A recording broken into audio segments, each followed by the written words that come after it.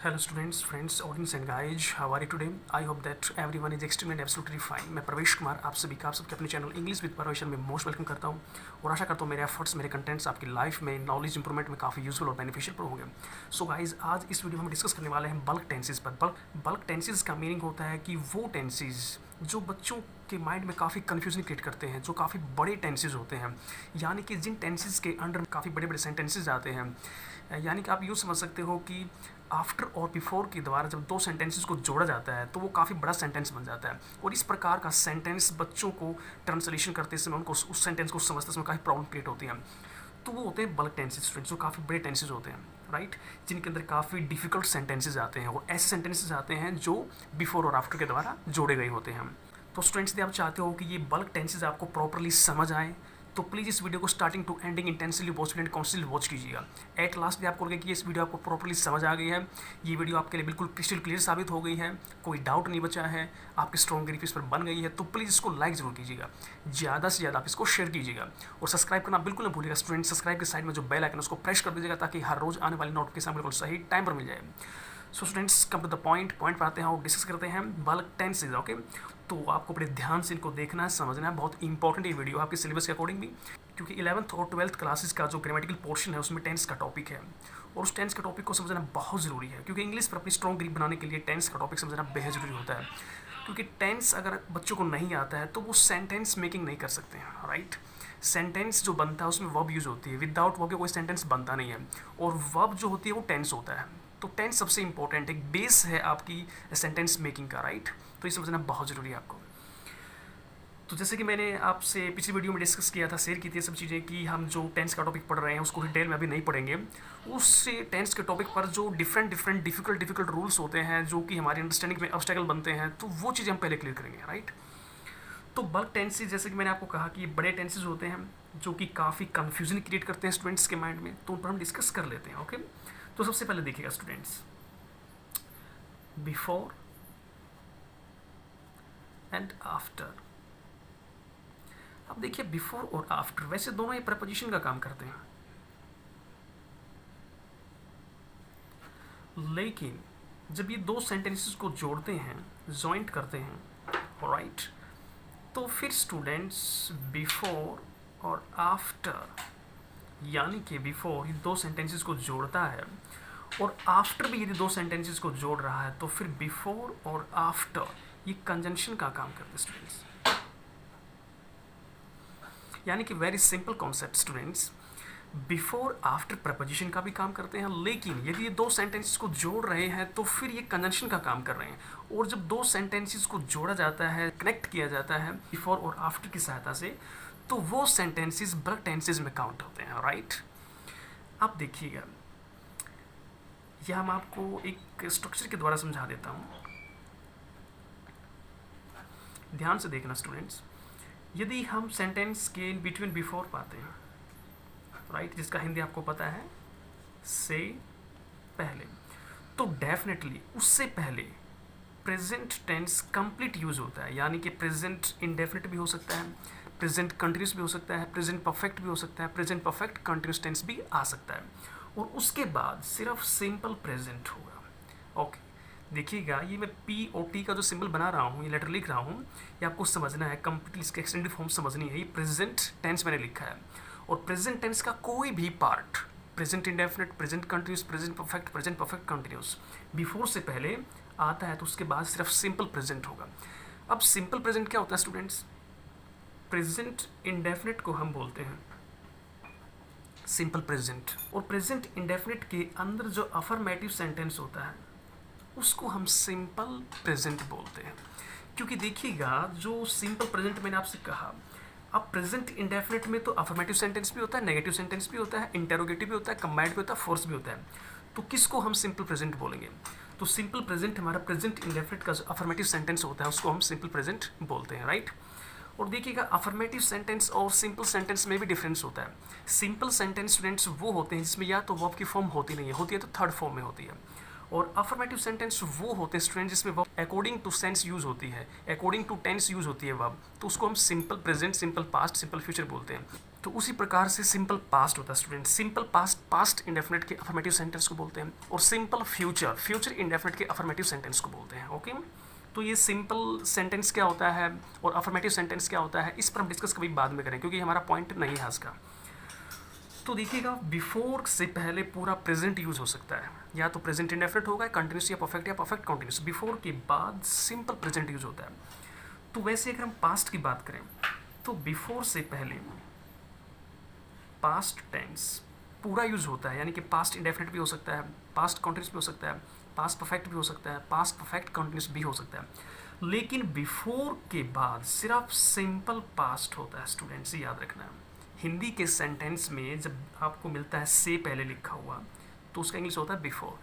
और बिफोर से पहले प्रेजेंट है तो प्रेजेंट का कोई पार्ट आ सकता है, पास्ट है तो पास्ट का कोई भी पार्ट आ सकता है, लेकिन उसके बाद सिंपल प्रेजेंट या फिर सिंपल पास्ट होगा। अब वैसे ही बात करें फ्यूचर की, तो यदि हम फ्यूचर टेंस बिफोर से पहले हम कंप्लीट फ्यूचर टेंस को यूज़ कर सकते हैं, यानी कि फ्यूचर इंडेफिनिट हो सकता है, फ्यूचर कंटिन्यूस हो सकता है, फ्यूचर परफेक्ट हो सकता है, फ्यूचर परफेक्ट कंटिन्यूस हो सकता है। लेकिन बिफोर के बाद सिर्फ सिंपल प्रेजेंट। अभी आपके माइंड में होगा कि सिंपल फ्यूचर, नहीं, ऐसा बिल्कुल नहीं है। बिफोर से पहले कोई प्रेजेंट का पार्ट है तो सिंपल प्रेजेंट, बिफोर से पहले कोई भी पास्ट का पार्ट है तो सिर्फ सिंपल पास्ट, यानी कि पास्ट इंडेफिनिट, प्रेजेंट इंडेफिनिट। और यदि बिफोर से पहले फ्यूचर का कोई भी पार्ट है तो उसके बाद सिंपल फ्यूचर नहीं, सिंपल प्रेजेंट आएगा। ओके स्टूडेंट्स, अब देखिएगा सेंटेंस बना लेते हैं, आपको इजीली समझ आएगा। और अगर ऐसा ही स्ट्रक्चर आपका आफ्टर से बनता है तो उसका ऑपोजिट हो जाएगा। अब देखिए, मैं आफ्टर से आपको बता देता हूँ। यदि आपको आफ्टर, आफ्टर का हिंदी होता है के बाद, तो आफ्टर, अब इसका पूरा कंप्लीट ऑपोजिट हो जाएगा। आफ्टर से पहले सिंपल प्रेजेंट है तो यहाँ प्रेजेंट टेंस का कोई भी पार्ट आ सकता है, यानी कि आफ्टर के बाद प्रेजेंट टेंस का कोई भी पार्ट है तो फिर आप यूँ समझ लीजिएगा उससे पहले सिर्फ सिंपल प्रेजेंट होगा। ये प्रेजेंट की बात हो रही है। और आफ्टर के बाद यदि पास्ट टेंस का कोई भी पार्ट है तो उससे पहले सिंपल पास्ट यूज होगा स्टूडेंट्स। और आफ्टर के बाद यदि फ्यूचर टेंस का कोई भी पार्ट है तो उससे पहले सिंपल प्रेजेंट यूज होगा। Same as it is table होगा स्टूडेंट्स। बिफोर में जो मैंने इधर लिखा है वो उधर चला जाएगा, अपोजिट हो जाएगा। और ये टेंसेस के टॉपिक में काफ़ी बार स्टूडेंट्स के माइंड में कन्फ्यूजन क्रिएट करते हैं। सेंटेंस को इंग्लिश से हिंदी ट्रांसलेट करते समय, हिंदी से इंग्लिश ट्रांसलेट करते समय काफ़ी उनको प्रॉब्लम रहती है, क्योंकि से पहले की सेंस में और के बाद की सेंस में किस प्रकार से वो टेंस को बनाए, कैसे वो यूज़ करते हैं, काफ़ी प्रॉब्लम रहती है। तो उस प्रॉब्लम का सोल्यूशन यहाँ आपको मिल जाएगा, और मैं गारंटी से कहता हूँ कि बहुत ईजिली आपको समझ आएगा। अब एक हिंदी के सेंटेंसेस समझ लेते हैं स्टूडेंट्स। जैसे मैंने कहा कि मैच शुरू होने से पहले हम मैदान पहुंच चुके थे। देखिएगा, मैच शुरू होने से पहले, अब ये सेंटेंस है, मैच शुरू होने से पहले हम मैदान पहुंच चुके थे, मैदान में पहुंच चुके थे। अब ये आप देखिएगा, से पहले, अब इंग्लिश में से पहले के लिए हमने बिफोर यूज कर दिया, राइट। अब आप ये डिसाइड कीजिएगा कि मैच शुरू होने से पहले हम मैदान पहुंच चुके थे, तो कार्य कौन सा पहले हुआ, यानी कि से पहले से जो सेंटेंस है वो हमेशा इनकम्प्लीट होता है। यानी कि से पहले, बिफोर से पहले का सेंटेंस इनकम्प्लीट होता है, और उसके बाद का सेंटेंस क्या है, कंप्लीट है। या आप यूँ मान सकते हो कि से पहले का सेंटेंस जो है वो बाद में होता है कार्य, और से पहले के जो बाद का सेंटेंस है वो कार्य पहले हो जाता है। ओके, अब देखिएगा, मैच शुरू होने से पहले हम मैदान पहुंच चुके थे। अब मैदान पहुंच चुके थे, अब इंग्लिश के स्ट्रक्चर की बात करें तो बिफोर जहां हम यूज़ करेंगे उससे पहले यदि उसके बाद में सिंपल प्रेजेंट है तो उससे पहले प्रेजेंट का कोई पार्ट आ सकता है, present indefinite, present continuous, present perfect continuous, कोई भी हो सकता है। तो देखते हैं, अब इसमें देखिए, मैदान पहुंच चुके थे, तो चुके थे का सेंस क्या है स्टूडेंट्स, ये पास्ट परफेक्ट है, चुका था, चुके थे, चुकी थी, पास्ट परफेक्ट। तो अब यहाँ देखिएगा, पास्ट टेंस का कोई भी हिस्सा बिफोर से पहले तो उसके बाद क्या होगा, सिंपल पास्ट। तो हिंदी में तो हमने लिखा मैच शुरू होने से पहले, ये काम बाद में हुआ है, और इससे पहले से बाद का जो कार्य वो पहले हुआ है, राइट। आप इसकी हिंदी समझ लीजिएगा कि मैच पहले शुरू हुआ कि हम मैदान पहले पहुंचे। इससे जाहिर होता है इस सेंटेंस से, हिंदी वाले सेंटेंस से, कि हम मैदान पहले पहुंच चुके थे, बाद में मैच शुरू हुआ, राइट। तो अब देखिएगा, जो कार्य पहले हुआ उसको हम पहले लिखते हैं। तो इसमें लिखिएगा हम मैदान पहुंच चुके थे, तो पास्ट क्या है, परफेक्ट है। We had reached the playground. Space कम है स्टूडेंट्स, मैंने इस प्रकार लिखा है, we had reached the playground, हम मैदान पहुंच चुके थे, बिफोर द मैच। अब देखिएगा, बिफोर से पहले हमने क्या यूज किया, पास्ट परफेक्ट, सेंस के अकॉर्डिंग। मैंने कहा था कि बिफोर से पहले पास्ट का कोई भी हिस्सा आए तो सिर्फ सिंपल पास्ट आएगा, यानी सेंस क्या बन रही है, चुका था, चुके थे, चुकी थी, तो यानी कि पास्ट परफेक्ट। तो we had reached the playground, हम मैदान पहुंच चुके थे। बिफोर द मैच, तो सिंपल पास्ट, सेकंड फॉर्म क्या हो जाएगी, बिगिन हो जाएगा, राइट। तो ये सेंटेंस बन गया। अब इसको मैं रिपीट कर देता हूं, we had reached the playground before the match begin. Match शुरू होने से पहले, अब हिंदी देखिएगा इसका, मैच शुरू होने से पहले हम मैदान पहुंच चुके थे, राइट। तो इस प्रकार ये सेंटेंस बना है। अब हिंदी की सेंस और इंग्लिश की सेंस में डिफरेंस है। अब हिंदी में से पहले वाला काम बाद में हुआ है और से पहले के बाद वाला कार्य पहले हुआ है, लेकिन बिफोर जब इंग्लिश में हमने यूज किया है, इंग्लिश का सेंटेंस बना है, तो बिफोर से पहले जो हमने इंग्लिश सेंटेंस लिखा है वो कार्य पहले हुआ है और बाद वाला बाद में हुआ है, राइट। ये सेंस के अकॉर्डिंग बन रहा है। तो देखिएगा, अब यदि मैं एक सेंटेंस प्रेजेंट का ले लेता हूं, उसको देखिएगा, यहां बना लेते हैं,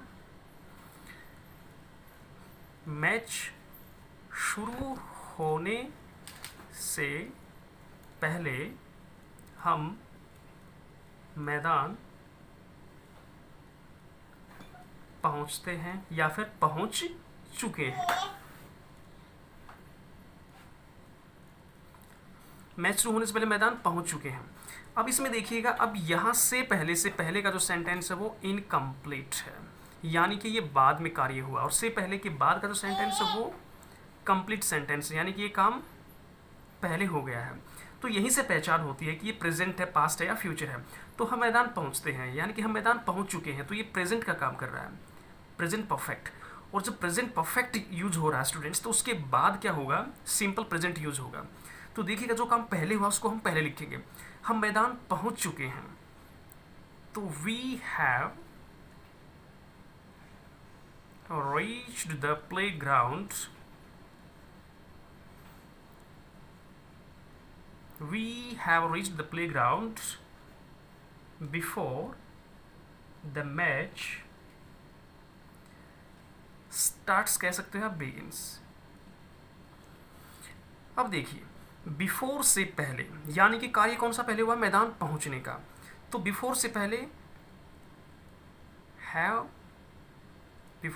हैव प्लस वर्ब का थर्ड फॉर्म हमने यूज किया, राइट। हैव प्लस वर्ब का थर्ड फॉर्म। तो जाहिर है, अब स्ट्रक्चर की बात कर लेते हैं, जो हमने यहाँ लिखा था कि बिफोर से पहले यदि हमारा प्रेजेंट का कोई भी हिस्सा आता है तो उसके बाद सिंपल प्रेजेंट यूज होता है। तो अब इसमें देखिए, बिफोर से पहले हमारा प्रेजेंट परफेक्ट है, तो उसके बाद प्रेजेंट इंडेफिनिट आएगा, यानी कि सिंपल प्रेजेंट आएगा। और प्रेजेंट इंडेफिनिट का भी कौन सा, अफर्मेटिव सेंटेंस आता है, राइट। तो इस प्रकार से ये जो स्ट्रक्चर हमने लिखा है इसको फॉलो करना है। और यदि हम फ्यूचर की बात करते हैं तो उसको भी हम देख लेते हैं, राइट। देखिएगा, जैसे मैंने इसमें लिखा, मैच शुरू होने से पहले हम मैदान में पहुंच चुके होंगे। अब देखिएगा, से पहले, अब ये कार्य इनकम्प्लीट है और ये कार्य कंप्लीट है, यानी कि ये बाद में हुआ है और ये पहले हुआ। मैच शुरू होने से पहले मैदान पहुंच चुके होंगे, तो पहुंच चुके होंगे, ये फ्यूचर परफेक्ट की बात हो रही है। तो क्या लिखेंगे, we shall have reached the playground before. अब देखिएगा, विल हैव, शैल हैव, अब का थर्ड फॉर्म ये फ्यूचर परफेक्ट में यूज होता है। तो बिफोर से पहले यदि फ्यूचर का कोई भी पार्ट है तो बिफोर के बाद सिंपल प्रेजेंट आता है। तो मैच शुरू होने से पहले तो क्या लिखेंगे, the match begins, right. Simple present, यानी कि प्रेजेंट इंडेफिनिट का अफर्मेटिव सेंटेंस, और मैच सिंगुलर है तो एस एस लगेगा। तो स्टूडेंट्स ये था आपका बिफोर से पहले यदि प्रेजेंट का कोई भी पार्ट है तो सिर्फ सिंपल प्रेजेंट आएगा बिफोर के बाद, और यदि बिफोर से पहले पास्ट का कोई भी पार्ट है तो उसके बाद बिफोर के बाद सिर्फ सिंपल पास्ट आएगा, और यदि बिफोर से पहले फ्यूचर का कोई भी पार्ट है तो बिफोर के बाद सिर्फ सिंपल प्रेजेंट आएगा। ये देखिएगा, बिफोर से पहले हमारा फ्यूचर परफेक्ट है तो बिफोर के बाद सिंपल प्रेजेंट है, और ऐसा ही सेंटेंस आपने पीछे पढ़ा है, बिफोर से पहले वहाँ हमने प्रेजेंट परफेक्ट यूज किया था तो बिफोर के बाद प्रेजेंट इंडेफिनिट था, और उससे पहले वाला फर्स्ट सेंटेंस हमने पढ़ा था कि बिफोर से पहले हमारा पास्ट परफेक्ट था तो उसके बाद सिर्फ सिंपल पास्ट यूज हो सकता है। राइट, अब इसमें कोई भी सेंटेंस यूज हो सकता है, ऐसा नहीं है कि सिर्फ इसमें परफेक्ट सेंस हम यूज कर रहे हैं। जैसे मैंने कहा राम के आने से पहले मोहन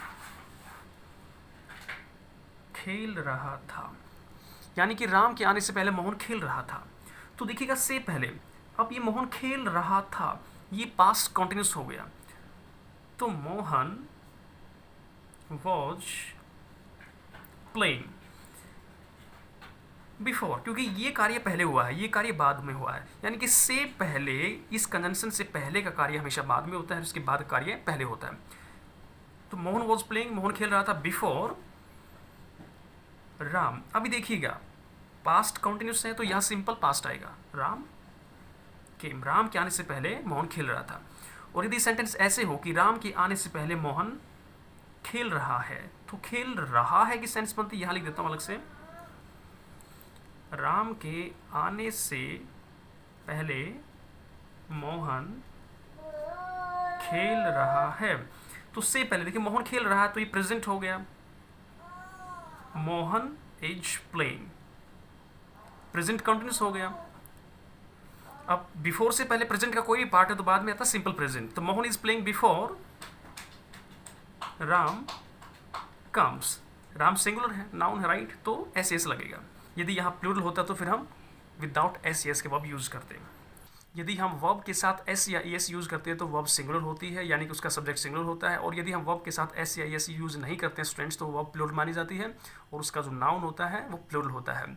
और यदि नाउन के साथ एस एस यूज करें तो नाउन प्लूरल बनता है, वर्ब के साथ एस एस यूज करें तो वर्ब सिंगुलर बनती है। ओके, ये ऑपोजिट होता है नाउन और वर्ब में, राइट। उसके बाद देखिए यदि हम फ्यूचर की बात करें कि राम के आने से पहले मोहन खेल रहा होगा। अब से पहले खेल रहा होगा, ये कार्य पहले हुआ है तो मोहन खेल रहा होगा, तो क्या लिखेंगे, Mohan will be playing, Mohan खेल रहा होगा बिफोर राम के आने से। अब देखिएगा यहाँ फ्यूचर का कोई भी पार्ट हो तो सिंपल प्रेजेंट यूज होता है, तो Mohan will be playing before Ram comes. Alright, तो इस प्रकार से कहने का जो पर्पज स्टूडेंट्स वो ये है कि बिफोर से पहले कोई भी सेंटेंस यूज हो सकता है, प्रेजेंट का कोई भी पार्ट आ सकता है, लेकिन उसके बाद सिर्फ प्रेजेंट इंडेफिनिट होगा। बिफोर से पहले पास्ट का कोई भी हिस्सा आ सकता है, लेकिन बिफोर के बाद सिंपल पास्ट होगा। बिफोर से पहले फ्यूचर का कोई भी पार्ट आ सकता है, लेकिन बिफोर के बाद सिंपल प्रेजेंट होगा। ऑलराइट, हिंदी के सेंटेंस में ऑपोजिट होता है। हिंदी के सेंटेंस में देखिएगा से पहले हिंदी में लिखा हुआ है, अब इससे पहले जो सेंटेंस लिखा है ये हमारा सिंपल क्या है, प्रेजेंट है, और उसके बाद क्या है, फ्यूचर कंटिन्यूस है। लेकिन जब इसको इंग्लिश में ट्रांसलेट करते हैं तो बिफोर यहाँ लिखते हैं हम, जो कार्य पहले हुआ उसको हम पहले लिखते हैं, तो ये सेंटेंस यहाँ पहले आएगा, यानी फ्यूचर का कोई पार्ट यहाँ पहले आएगा, और उसके बाद जो बिफोर के बाद लिखेंगे हम वो सिंपल प्रेजेंट लिखेंगे। वैसे ही यहाँ है हमारा इसमें प्रेजेंट कंटिन्यूस के अंदर देखिएगा हिंदी में से पहले लिखा है, तो से पहले का जो सेंटेंस है वो हमारा सिंपल प्रेजेंट है, और उसके बाद का हमारा क्या है, प्रेजेंट कंटिन्यूस है। तो उसमें इंग्लिश में लिखेंगे तो बिफोर से पहले हम उसको लेकर आएंगे, राइट, तो प्रेजेंट का कोई भी हिस्सा और बाद में सिंपल प्रेजेंट। वैसे ही यहाँ पर हुआ है, से पहले जो हिंदी में लिखा गया है उससे पहले का जो सेंटेंस है वहाँ सिंपल पास्ट है, और उसके बाद का जो सेंटेंस है पास्ट कंटिन्यूस है। लेकिन इंग्लिश में ट्रांसलेट करेंगे तो बिफोर से पहले वो जो लिखा गया जो कार्य कंप्लीट हुआ है, और उसके बाद सिंपल पास्ट। ओके, यानी कि हिंदी का सेंटेंस और इंग्लिश का सेंटेंस ऑपोजिट होते हैं स्टूडेंट्स। हिंदी जो लैंग्वेज है और इंग्लिश लैंग्वेज है उसका जो सेंटेंस होता है वो काफ़ी इनमें डिफरेंस होता है। देखिएगा अगर मैं लिखता हूँ कि राम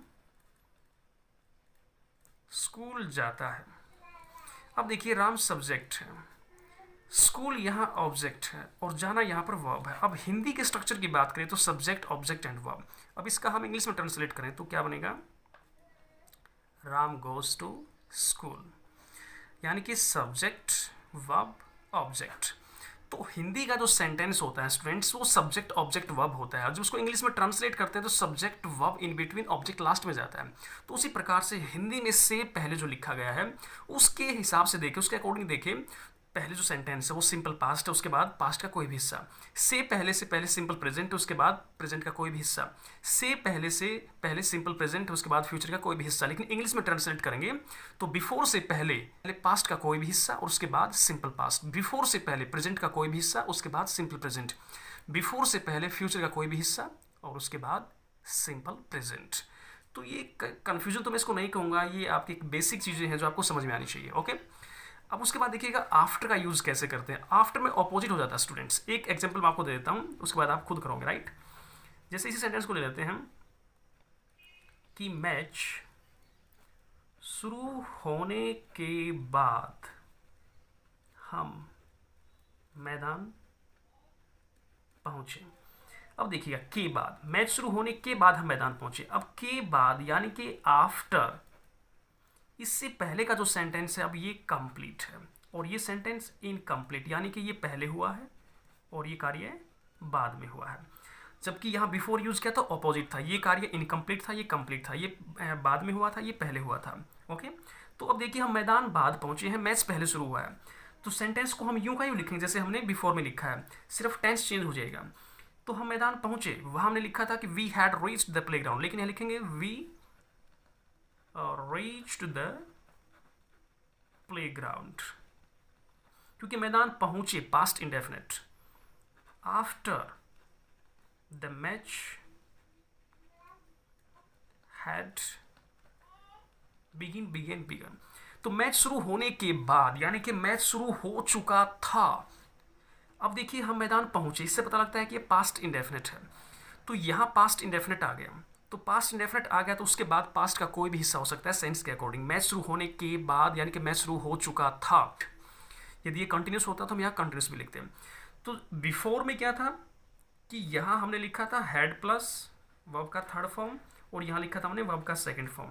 लेकिन आफ्टर में क्या अपोजिट होता है, यहाँ हमने लिखा है वर्ब का सेकंड फॉर्म और यहाँ लिखा हमने हैड प्लस वर्ब का थर्ड फॉर्म। ओके, तो इस प्रकार से आपको ये समझना है। बहुत ही सिंपल कॉन्सेप्ट है स्टूडेंट्स, जो मैंने स्ट्रक्चर पीछे लिखा है उस स्ट्रक्चर को आप समझिएगा तो सभी के सभी सेंटेंसेस आपके लिए काफ़ी सिंपल रहेंगे। ओके, कोई डाउट उनमें नहीं रहेगा। गुड, तो इस सेंटेंस को एक बार फिर से बता देता हूँ। We reach the playground after the match had began third form, यानी कि मैच शुरू होने के बाद हम ग्राउंड में पहुंचे। तो ग्राउंड में हम बाद में पहुंचे, मैच पहले शुरू हो गया, राइट। यदि यहाँ बिफोर होता मैच शुरू होने से पहले हम मैदान पहुंचे, तो मैच शुरू होने से पहले ये कार्य हमारा बाद में होता, ये काम पहले होता, हम मैदान पहुंच चुके थे, मैच शुरू होने से पहले मैदान पहुंच चुके थे। लेकिन इसमें क्या है, मैच शुरू होने के बाद हम मैदान पहुंचे, तो ये पास्ट इंडेफिनिट हमारा यहाँ आएगा, यानी कि मैच शुरू हो चुका था, मैच शुरू होने के बाद की सेंस है, तो यहाँ फिर हम हेड प्लस वर्ब के थर्ड फॉर्म यूज करेंगे। ओके, तो इस प्रकार से ये आपका रहेगा बल्क टेंसेज। ओके, फिर भी कोई doubt students in bulk tenses में तो आप कमेंट बॉक्स में लिख सकते हो। तो मिलते हैं स्टूडेंट्स नेक्स्ट वीडियो में टेंस से रिलेटेड काफ़ी जो सरप्राइजिंग रूल्स हैं उनके साथ। तब तक के लिए thanks for watching this video, thank you very much, take care, keep studying, keep enjoying, bye guys and best of luck.